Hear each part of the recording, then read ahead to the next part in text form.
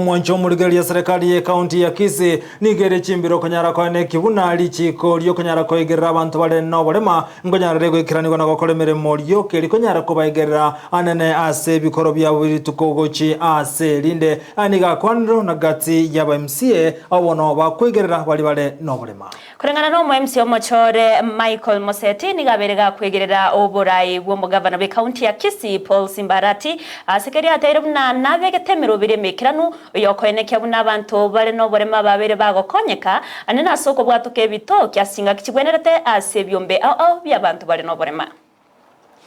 We wanted to work in some human regime for 2022-2027 twatokire na ntororo tukuwakilishaga ando tore washime batatu nindo myself kuchama ya ODM tuwatu mheshimiwa Helen Mutemsat kuchama ya UPA alafu mheshimiwa Nicholas kuchama ya UPA. Ekara tu aso ete ndo nyoke nga ukweli regime nero ya lengo last time 2015 mpaka 2018 mbale kitendo tuko na ability disability.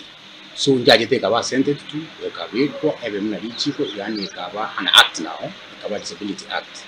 ebile ose act ibeta kire ko shundikira bali bantu meka no maf in terms of resources like ba tuwale byombi kera ba tuwale byombi bya ba funded in a small way ili county ra nyara ko ba ekunyara and also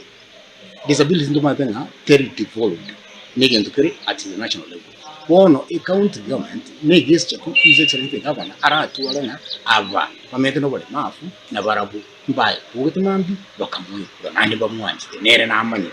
so egere at a committee ya implementation nande luckily enough no ngo isaranza sa committee ya implementation asomo chairman wanala ko kuma wifu sio cho mheshimiwa. I'm trying to push as from within ya kwambe